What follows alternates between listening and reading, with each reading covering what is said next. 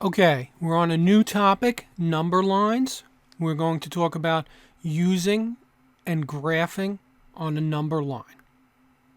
This is a little different than the graphs we're going to get into later. This is just a very straightforward number line. So I'm going to ask you some questions. This is a motivation activity. You're going to see in the top right my buddy there, the Predator. Unfortunately, I can't see the artist on that, but if anyone knows, I'll be happy to thank him in the credits. But I want to know how many years have passed since Predator was released in 1987. If you're not familiar with the film Predator, it's a 1987 film with Arnold Schwarzenegger. That's one of the greatest films ever made, and I recommend everyone sees it several times before the GED exam. Now, Predator 2 with Danny Glover was released in 1990. How many years since then? And then, how many years between the two films? I drew a little chart down, a little line graph, a number line, down at the bottom with those numbers to give you an idea. There's 1987, 1990, 2000, and 2019. 2000 is kind of in the middle there. Okay, so we could figure out a lot of stuff in terms of 2000. So I'll give you a second if you want to figure that out. It makes me feel kind of old, knowing Predator's been out that long, but we'll see in a second. Remember, you can press the space bar to pause this video at any time. I'll give you one moment to do that.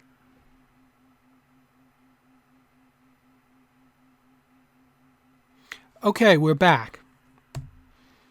So there was 13 years before 2000 and 19 after.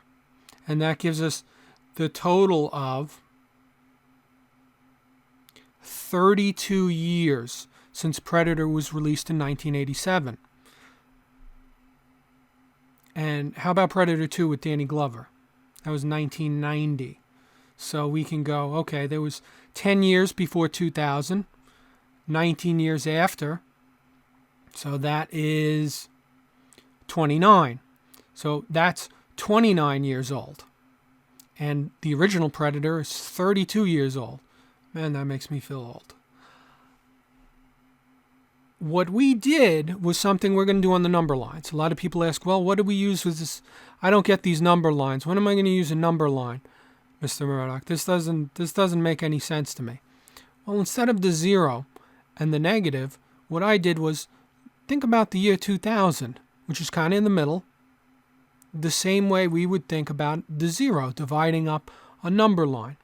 And you see how it made it easier for us to use the 13 years before and 19 years after. We kind of broke it up. That makes it easier setting the midpoint in a certain place. That's kind of why you use number lines. You use it when you're in GPSs, things like that. They use all sorts of stuff like that. They have before a certain point in time, after a certain point in time. Now, we were talking about what's perhaps the greatest film of the 20th century, Predator with Arnold Schwarzenegger, as well as the very impressive follow-up, Predator 2 with Danny Glover, which I'd also recommend watching. But what about with the number line on the GED exam? It's going to look a little different, and it's generally going to involve negative numbers, but I want you to keep in mind the same visualization process. It's very important to visualize the number line. So now, I want you to figure the distance between -7 and 3. I'll give you one moment to do so. Remember, you can press the space bar to pause the video at any time. I'll give you one moment to do that. Okay, we're back. So what we're going to do is, there's two ways to do this. One of them is simply to count. You can go -6, -5, -4, -3, -2, -1, 0, 1, 2, 3, and count them off, and that's 1, 2, 3, 4, 5, 6, 7, 8, 9, 10. So you could say, okay, there's a distance of 10. And sometimes they may ask you to chart that, and you're drawing a line, that distance. But there's another way to do it. You can also take the absolute value of -7, and what the absolute value of any number is the positive value for that number. So if it's a negative number, it turns positive. If it's a positive number, it stays positive. So in that case, if we want to do that arithmetically by using math without counting on the number line, we would take the absolute value of negative 7, which is 7, and add that to 3, which is 10. It's the same value we got before. It's not really that complicated. They may give you some trickier ones, but I'm just going over all the different permutations or different possibilities that could be on the exam.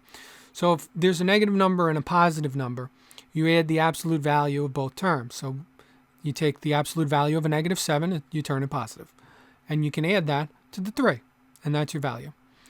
If it takes the distance of two positive numbers, so say, what's the distance between 3 and 7? You could count and go 1, 2, 3, 4, or you could subtract. 7 minus 3 is 4. Okay? Or let's say it's two negative numbers. The distance between negative 6 and negative 4. You might be scratching your head trying to do that absolute value thing. It doesn't really work that way. You take the absolute value of both terms and you subtract. Same thing as with the two positive terms. You subtract. Okay, so 6 minus 4 is 2. Absolute value of negative 6 is 6. Absolute value of negative 4 is 4. 6 minus 4 is 2.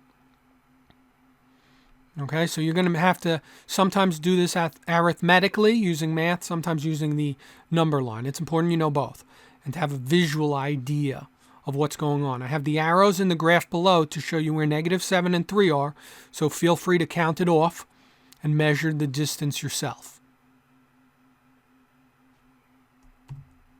Okay, and that's it for this lesson and this domain. The domain of basic math is now complete, and we're going to move on to the next domain in the next video.